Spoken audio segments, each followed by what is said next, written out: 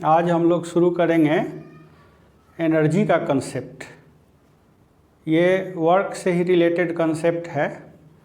जैसे पिछले क्लास में हम लोग किए थे कि फोर्स किसी पार्टिकल पर लगे और उसमें डिस्प्लेसमेंट हो तो कहा जाता है कि फोर्स ने वर्क किया। उस वर्क का करने का जो कैपेसिटी है सिस्टम के अंदर कैसे आता है, तो इसके लिए एक टर्म हम लोग डिफाइन करते हैं energy. Capacity of doing work is called energy. और कैपेसिटी ऑफ डूइंग वर्क से हम लोग कैसे एनर्जी तक पहुंचते हैं और एनर्जी कितने तरह की होती है, कितने प्रकार से कैपेसिटी आ सकती है, उतने प्रकार की एनर्जी होती है। Capacity of doing work is called energy. और कैपेसिटी ऑफ डूइंग वर्क कैसे आएगी? मोशन से आ सकती है। हमारे पास अगर मोशन है तो हम में काम करने की कैपेसिटी है। अगर किसी हाइट पर स्टोन पड़ा हुआ है तो वहाँ से अगर हम लोग उसको रिलीज करेंगे तो वो नीचे आएगा, तो mg उस पर वर्क करेगा, क्योंकि डिस्प्लेसमेंट mg और इसका डॉट प्रोडक्ट होगा डिस्प्लेसमेंट का वर्क। तो इस तरह से कॉन्फ़िगरेशन के कारण भी काम करने की कैपेसिटी आती है। मास के कारण भी सिस्टम में काम करने की कैपेसिटी आती है, तो वो मास एनर्जी डिफाइन होता है।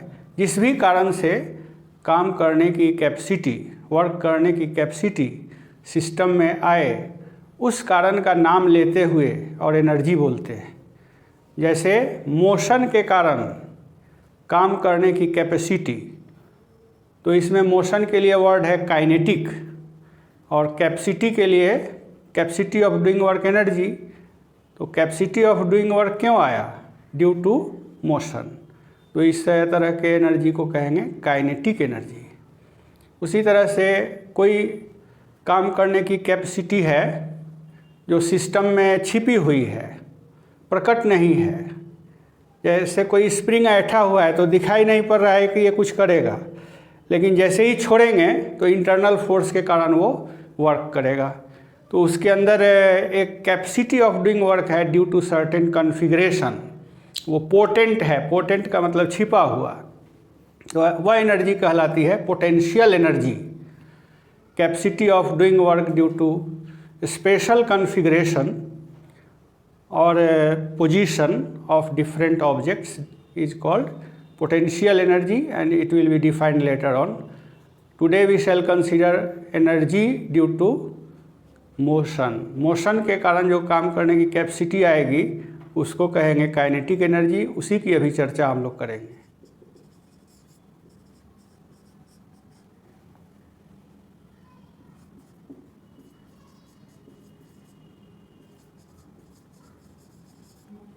Capacity of doing work energy is capacity of doing work. और कैपेसिटी हमेशा हिडन रहती है। कैपेसिटी हमेशा छिपी रहती है और भविष्य में उसका यूज होता है। जैसे अगर मैं कहता हूँ कि मैं 3 मीटर लंबा फांद सकता हूँ, ये मेरे में कैपेसिटी है, तो इसका मतलब है कि अभी फांदे नहीं हैं। जब फांदेंगे तब ये कैपेसिटी की माप हो जाएगी।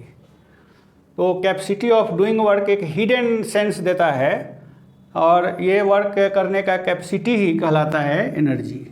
एंड ये एनर्जी का एक डिफिनीशन जो है ये क्वालिटेटिव हुआ, क्वालिटेटिव डिफिनीशन। और इसका मेजरमेंट कैसे होगा? तो चूँकि ये वर्क करने की कैपेसिटी है, इसलिए वर्क से ही एनर्जी का मेजरमेंट होगा। And is equal to the work the system will do on the surrounding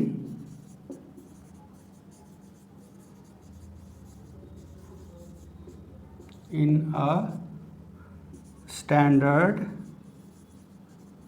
process.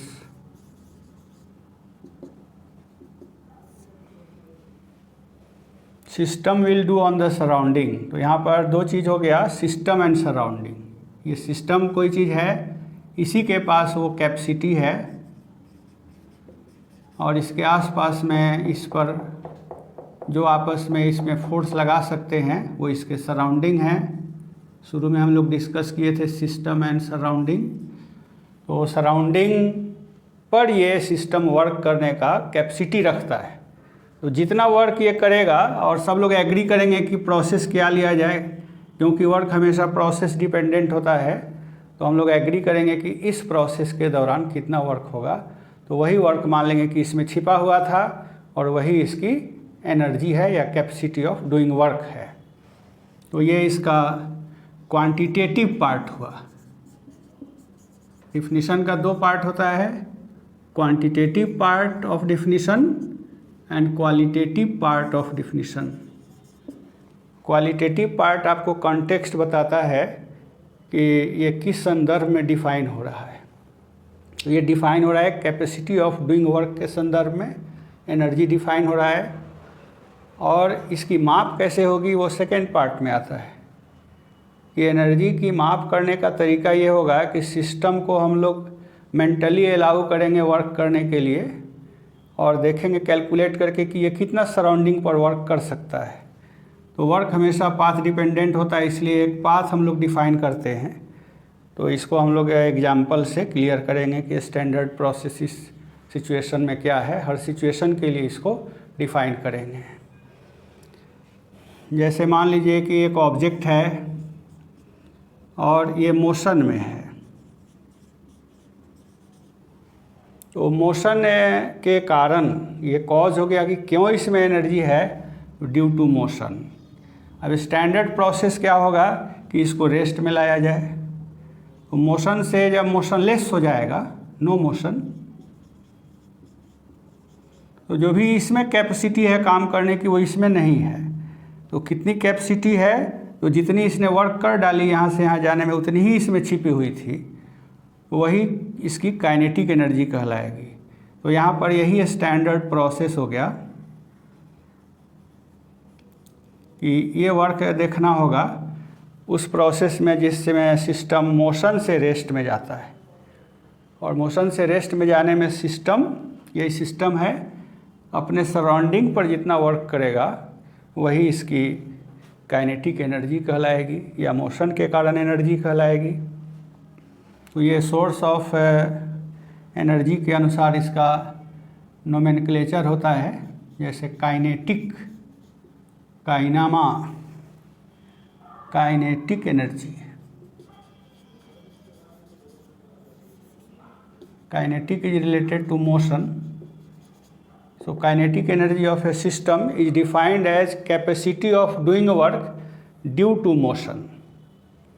और वो मोशन अगर नहीं रहे तो वो कैपेसिटी एब्सेंट मानी जाएगी, kinetic energy will not be present. So capacity of doing work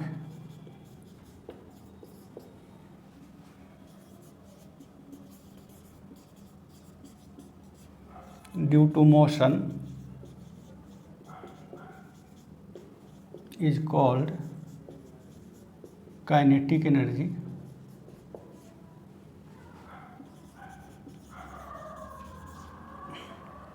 और ये पार्ट भी जोड़ सकते हैं कि and is measured by the work the system will do. और स्टैंडर्ड प्रोसेस क्या होगा, in going to rest. And is measured by the work the system will do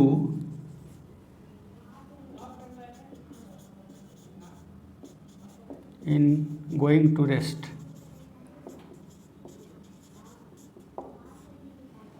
तो मोशन से रेस्ट में जाने पर सिस्टम जो वर्क करेगा, that work is hidden in the body and that is called kinetic energy. तो यहाँ से यहाँ जाने में सिस्टम ने अगर सराउंडिंग पर वर्क किया, मोशन में है, तो अगर आप रेस्ट में लाना चाहिएगा तो इसका मोमेंटम चेंज करेगा। और न्यूटन का सेकेंड लॉ कहता है कि जब भी मोमेंटम चेंज करेगा you have to exert force. और फोर्स जब आप लगाएंगे, जैसे ये बॉडी जा रहा है और इधर से फोर्स लगाया, तो ये स्लो डाउन होगा धीरे धीरे। और जहाँ पर ये सराउंडिंग पर ये कांटेक्ट में है वहाँ पर ये डिस्प्लेसमेंट प्रोड्यूस कर रहा है, तो ये वर्क भी इस पर कर रहा है। तो इस तरह से ये मूविंग बॉडी ऐसे मोशन में आया और कुछ दूर पर जाके रुका, तो इस पर फोर्स ऐसे लगा और इसने थर्ड लॉ से इस पर लगाया, तो यह फोर्स कांटेक्ट में है, तो दोनों पॉइंट का एक ही डिस्प्लेसमेंट है, इसलिए इस पर जितना पॉजिटिव वर्क हुआ उतना ही इस पर नेगेटिव वर्क हो जाएगा। इसको ऐसे सोच सकते हैं कि ये बॉडी है और मान लीजिए कि हाथ से हम लोग इसको रोक रहे हैं, तो हाथ से रोकने में दोनों एक दूसरे पर फोर्स लगाएंगे, तो बॉडी पर वाले फोर्स को हम F लिखते हैं वेक्टर फॉर्म में, तो इस वाले फोर्स को लिखेंगे -F। तो ये -F फोर्स किसने लगाया? इस बॉडी ने लगाया। तो ये सराउंडिंग है, हाथ जो है सराउंडिंग हो गया और ये बॉडी जो है वो सिस्टम हो गया। तो सिस्टम के पास कैपेसिटी है of doing work due to motion, and वो कैपेसिटी कैसे मेजर होगी? तो सिस्टम जितना वर्क करेगा। सिस्टम वर्क करने का मतलब है कि सिस्टम फोर्स लगाया और जिस पॉइंट पर सिस्टम ने फोर्स लगाया वो पॉइंट डिस्प्लेस हुआ। तो ये पॉइंट हम लोग मानते हैं कि कितना डिस्प्लेस हुआ, मान लिया ds। तो वर्क डन बाय सिस्टम होगा इस फोर्स और इस डिस्प्लेसमेंट का डॉट प्रोडक्ट। ये -F फोर्स है और डिस्प्लेसमेंट ds है, इन दोनों का डॉट प्रोडक्ट ही वर्क होगा सिस्टम के द्वारा सराउंडिंग पर, जो कि इसके कांटेक्ट में है, जो इसको रोक रहा है। अब ये स्टैंडर्ड प्रोसेस है, कुछ भी हो सकता है, लेकिन काइनेटिक एनर्जी का वैल्यू वही आएगा। हम लोग ये पर्टिकुलर एग्जांपल ले रहे हैं जिसमें कैलकुलेशन सिंपल होगा कि दोनों का एक ही डिस्प्लेसमेंट है, इसलिए Newton second law third law use करके काइनेटिक एनर्जी फाइंड आउट कर सकते हैं। और वंस जब उसको डिटरमिन कर लेंगे तो इसके लिए फार्मूला बन जाएगा और स्टैंडर्ड प्रोसेस चेंज भी कर दीजिएगा तब भी उतनी ही काइनेटिक एनर्जी मानी जाएगी। तो यहाँ पर देख रहे हैं हम लोग कि फोर्स लग रहा है, तो सिस्टम ने वर्क किया सराउंडिंग पर इतना, फोर्स बाय सिस्टम -F है और डिस्प्लेसमेंट ये हुआ force on surrounding by system.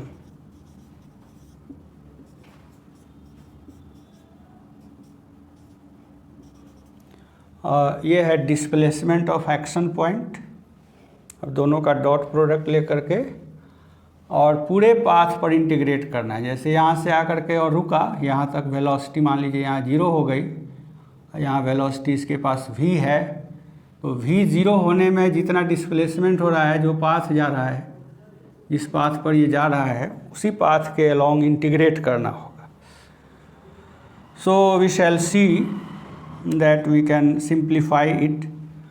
F के लिए हम लोग अभी यहाँ पर सेकेंड लॉ लगाते हैं, मान लेते हैं कि इसका मास m है, देन m माइनस साइन और m dv/dt, ये न्यूटन का सेकेंड लॉ से हम लोग इंट्रोड्यूस कर रहे हैं। F is dm/dt, F is dp/dt और मास को कांस्टेंट मान लिए तो ये हो गया m dv/dt डॉट, और इसकी जितनी वेलोसिटी है उतनी ही वेलोसिटी कांटेक्ट पॉइंट की है, दोनों कांटेक्ट में है, तो इसीलिए ds को लिख सकते हैं v dt।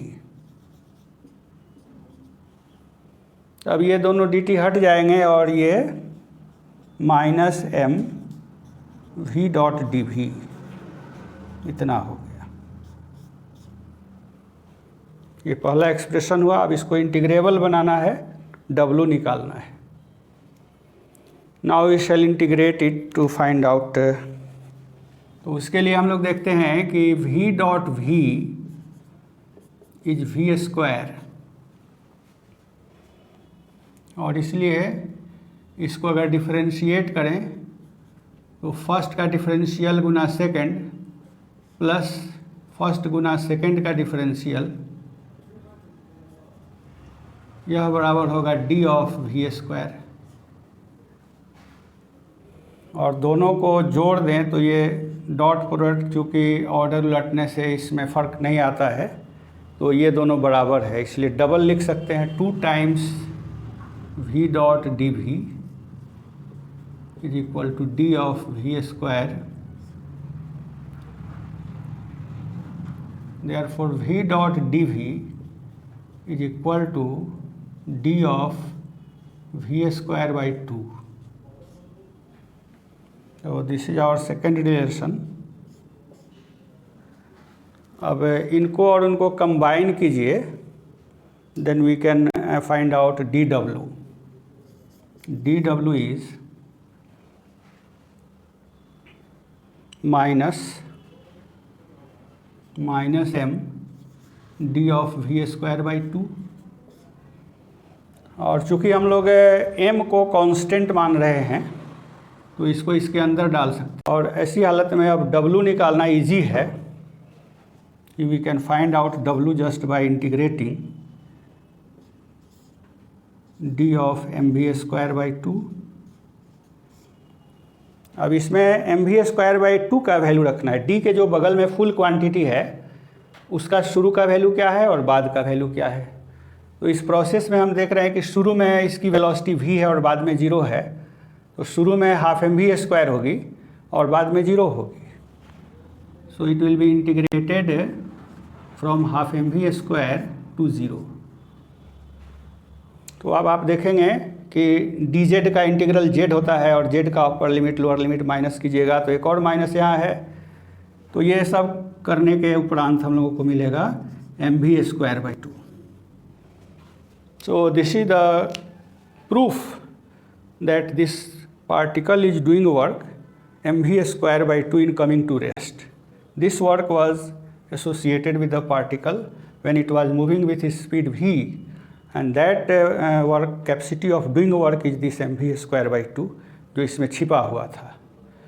तो यही इसकी काइनेटिक एनर्जी हो गई, ये फार्मूला बन गया। देयरफॉर काइनेटिक एनर्जी को अगर k लिखा जाए, कुछ लोग k कुछ लोग t लिखते हैं, क्लासिकल मैकेनिक्स में एनालिटिकल में इसको T लिखा जाता है काइनेटिक एनर्जी को। Kinetic energy is half m v square.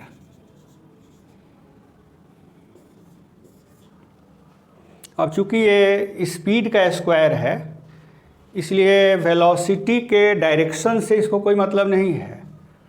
Same speed है, अगर इधर जा रहा है तब भी उतना ही काइनेटिक एनर्जी, इधर जा रहा है तब भी उतना ही, इधर जा रहा है तभी उतना ही, यानी k is a non negative scalar.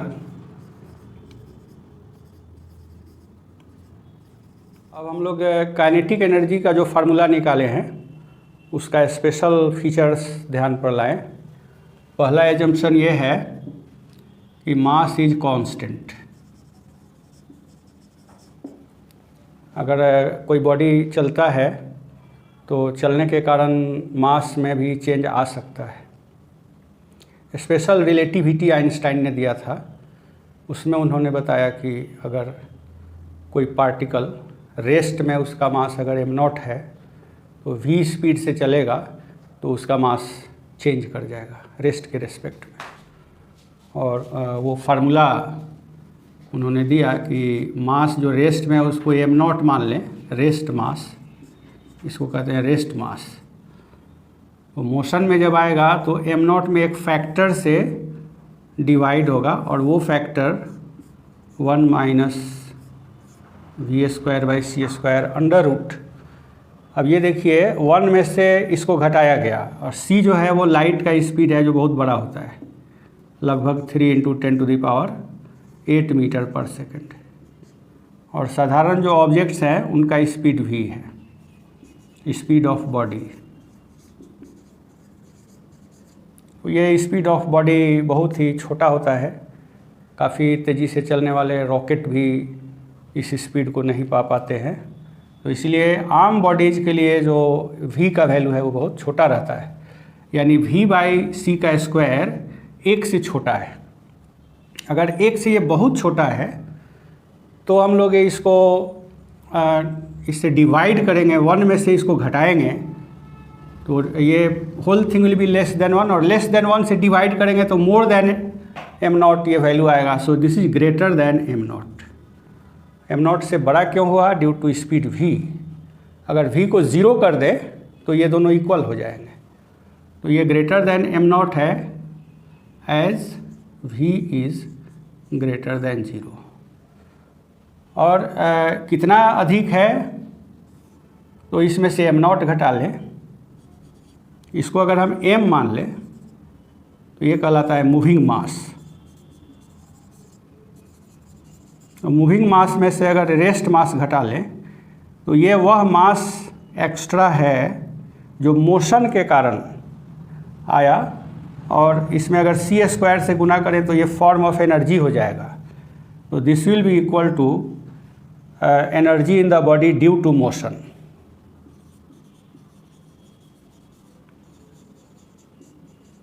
Motion के कारण ये एनर्जी होगा, और इससे हम एनर्जी ड्यू टू मोशन को कहते हैं काइनेटिक एनर्जी। तो ये काइनेटिक एनर्जी के कहलाता है। तो इसलिए हाई स्पीड पर m जब चेंज करेगा, कांस्टेंट नहीं रहेगा, तो काइनेटिक एनर्जी का ये फार्मूला यूज होगा, जहाँ m का वैल्यू इतना है। तो हम लोग जो अभी स्टडी करेंगे उसमें स्पीड काफ़ी लो होगा। तो लो स्पीड पर अगर आप इसको वर्कआउट करेंगे तो वो वही फार्मूला आ जाएगा जो अभी हम लोग फाइंड आउट किए हैं। तो एट लो स्पीड जब v बहुत छोटा है c से, then k is half m naught v², जहाँ पर ये रेस्ट मास है। तो पहला पॉइंट ये डिस्कस करना था कि हमारे फार्मूला का लिमिटेशन है कि due to motion mass is held constant. अगर मास चेंज करेगा तो ये फार्मूला यूज़ करना पड़ेगा, और अगर नहीं चेंज कर रहा है तो हम लोग सिंपली हाफ mv0² यूज़ करते हैं। तो हमारे डेरिवेशन में m को कांस्टेंट माना गया है, इसलिए हाफ mv² फार्मूला तभी यूज होता है जब मास स्पीड के कारण बदलता नहीं है या उसका बदलाव नगण्य है। दूसरा पॉइंट है कि स्पीड जो है वो डिपेंड करता है कि आप किस फ्रेम से ऑब्जेक्ट को देख रहे हैं। ऐसे अगर एक चूहा है, स्थिर है, और बिल्ली भी स्थिर है, तो बिल्ली के लिए चूहा रेस्ट में है। अब बिल्ली दौड़ने लगी, चूहा रेस्ट में है, तो अब बिल्ली के फ्रेम में जाएंगे तो चूहा मोशन में आ जाएगा। तो इसलिए मूविंग फ्रेम से अगर रेस्ट वाले ऑब्जेक्ट को देख रहे हैं तो हो सकता है कि वो हमें चलता हुआ दिखाई पड़े, और जब चलता दिखाई पड़ेगा तो काइनेटिक एनर्जी उसमें आ जाएगी। तो एक ही बॉडी का डिफरेंट ऑब्जर्वर अलग अलग काइनेटिक एनर्जी देख सकते हैं, क्योंकि एक ही बॉडी का डिफरेंट फ्रेम में अलग अलग स्पीड नज़र आएगा। इसलिए kinetic energy depends on off a body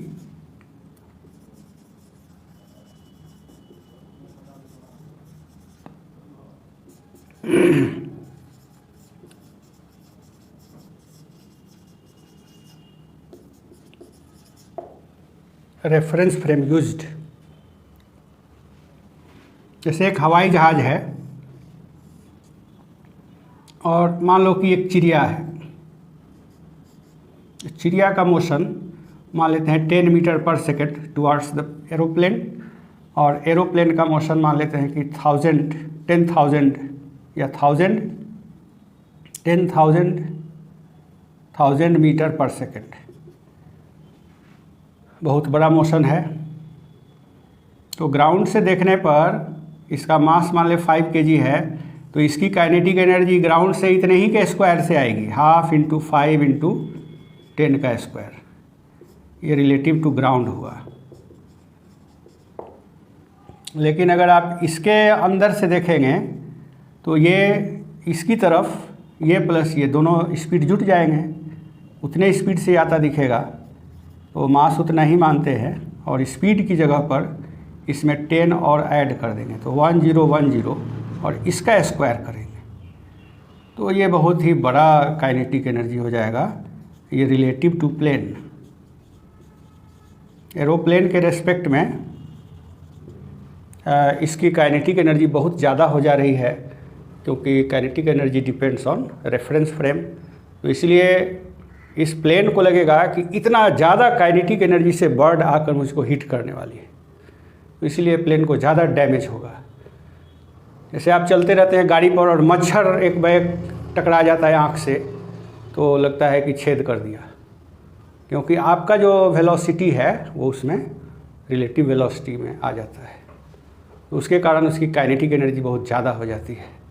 इसलिए kinetic energy depends on reference frame. तो 2 पॉइंट मेजर पॉइंट हुआ, ये एम इज कांस्टेंट, और दूसरा पॉइंट हुआ कि kinetic energy depends on reference frame. तीसरा पॉइंट, एक से ज़्यादा ऑब्जेक्ट अगर सिस्टम में है तब कितनी काइनेटिक एनर्जी होगी। जैसे हमारे पास मान लें कि 2 पार्टिकल है, एक पार्टिकल दूसरा पार्टिकल, इसका मास m1 मास m2, speed v1 speed v2, तो इसको रोकने में कितना वर्क करना पड़ेगा, वो इसके पास छिपा हुआ है। इसको रोकने में कितना वर्क करना पड़ेगा, वो इसके पास छिपा हुआ है। अगर दोनों को रोकना हो तो इतना वर्क छिपा हुआ है, इसलिए टोटल काइनेटिक एनर्जी इन दोनों के सम के इक्वल हो जाएगी। इसलिए सिस्टम में जितने भी पार्टिकल्स होंगे, सिस्टम की काइनेटिक एनर्जी उन सभी के इंडिविजुअल काइनेटिक एनर्जी के एडिशन से प्राप्त होगी। ये तीसरा पॉइंट इसी के अंदर छिपा हुआ है, डिफिनीशन के अंदर ही, कि अगर हमारे पास बहुत सारे पार्टिकल्स हैं तो सभी की काइनेटिक एनर्जी को जोड़ दीजिए तो वो कहलाएगी पूरे सिस्टम के अंदर सभी पार्टिकल्स की kinetic energy. So the kinetic energy of system of many particles is equal to sum of kinetic energy of every particle in the system. Kinetic energy is sum of kinetic energy of every particle in the system.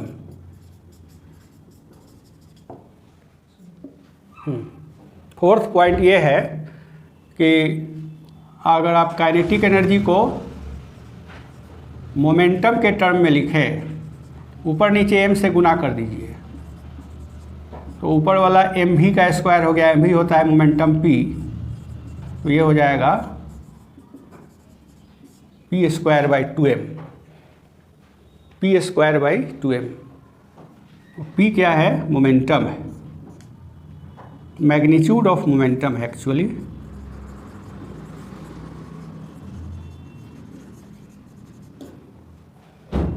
अगर आपके पास बहुत सारे particles हैं, जैसे 2 particle अगर हमारे पास है और दोनों का मोमेंटम देखें तो वेक्टर मोमेंटम डायरेक्शन अलग होने के कारण डिफरेंट है। अब इनका अगर रिजल्टेंट निकालेंगे तो वो सिस्टम का टोटल मोमेंटम कहलाता है। अगर इसकी काइनेटिक एनर्जी लिखनी हो तो ये शुरू में हम लोग बताए हैं कि इंडिविजुअल काइनेटिक एनर्जी को जोड़ना पड़ेगा। So kinetic energy will be p1 square by 2m1 plus p2 square by 2m1 m2। ये डिफिनीशन से है, 3 नंबर पॉइंट से। लेकिन अगर कोई आदमी इसका स्क्वायर करके और टोटल मास से डिवाइड कर देता है तो वो एरर करता है, क्योंकि p square by total mass ये हुआ, तो ये इन जनरल काइनेटिक एनर्जी के बराबर नहीं है, क्योंकि मोमेंटम का डायरेक्शन डिफरेंट है। अगर सारे पार्टिकल्स एक ही डायरेक्शन में जा रहे हैं तब ये हो जाएगा इक्वल, लेकिन अदरवाइज़ ये इक्वल नहीं है, क्योंकि आप इसका स्क्वायर करके देख सकते हैं कि p square is p1 square plus p2 square plus 2p1 dot p2। तो ये डॉट प्रोडक्ट 0 कब होगा, जब इनके बीच राइट एंगल हो, तो ये इतना हो जाएगा और 2m से डिवाइड होगा, तभी इसके बराबर नहीं आएगा। अगर मास इक्वल हो जाए तो आप कॉमन लेकर के कर सकते हैं। So in general this is not equal to this, individual kinetic energy लेना होगा। एक एग्जांपल के तौर पर देखें, मान लें कि एक पार्टिकल इधर जा रहा है, किधर जा रहा है, तो सिस्टम का मोमेंटम अगर आप देखेंगे तो हो सकता है कि ये 0 आ जाए। अगर दोनों का मोमेंटम का वैल्यू सेम है और मास का वैल्यू भी मान लेते हैं सेम, तो उस हालत में सिस्टम का मोमेंटम 0 है लेकिन काइनेटिक एनर्जी इज नॉट 0, क्योंकि आप इसका स्क्वायर करके इसे डिवाइड करेंगे तो kinetic energy is actually p²/2m plus p²/2m। This is not zero. Momentum zero हो सकता है सिस्टम का और काइनेटिक एनर्जी जीरो आना जरूरी नहीं है, लेकिन अगर सिस्टम में एक ही पार्टिकल है तो मोमेंटम जीरो होने का मतलब k जीरो होना है। ओनली वन पार्टिकल रहे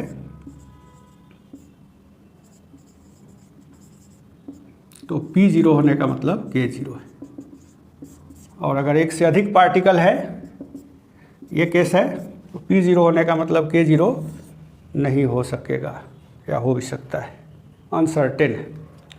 These are certain special points about kinetic energy. We shall consider a very important theorem, work energy theorem. अगर कोई पार्टिकल है और उस पर बहुत सारे फोर्सेज लगे हुए हैं और पार्टिकल का स्पीड चेंज कर रहा है, तो स्पीड चेंज करने से उसका काइनेटिक एनर्जी चेंज करेगा। तो उन फोर्सेज के वर्क से उस चेंज इन काइनेटिक एनर्जी का रिलेशन होता है, जो हम लोग हेडिंग में लिखे हैं W=Δk। डेल्टा का मतलब चेंज होता है, तो डेल्टा के का मतलब हुआ चेंज इन के, परिवर्तन। चेंज कैसे निकालेंगे? Final minus initial. तो ये कहलाता है वर्क एनर्जी थ्योरम, कहलाता है वर्क काइनेटिक एनर्जी थ्योरम का ये रिलेशन है।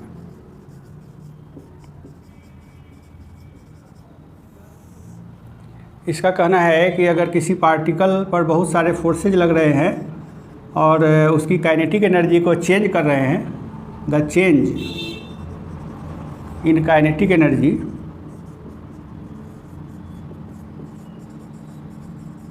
of a particle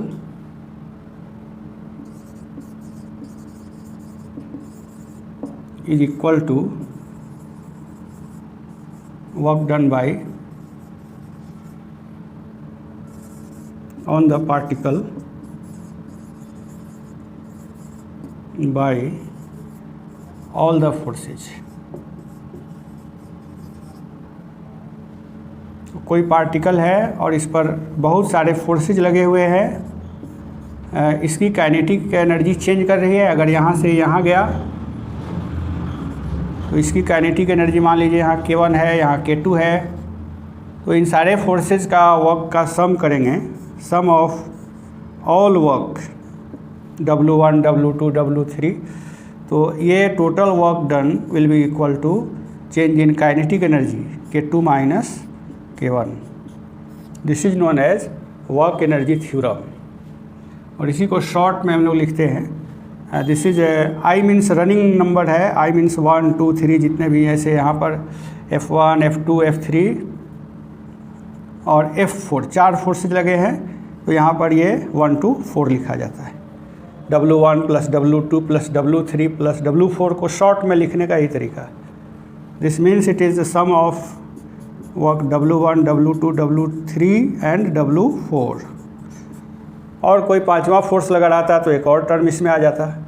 तो कहने का मतलब है कि जितने भी फोर्सेज लगे हैं सबका वर्क निकालेंगे और सभी वर्क का अलजेब्रिक सम करेंगे, and that will be called work done by all the forces, and that work will be equal to change in kinetic energy of the particle. This is known as work energy theorem for single particle.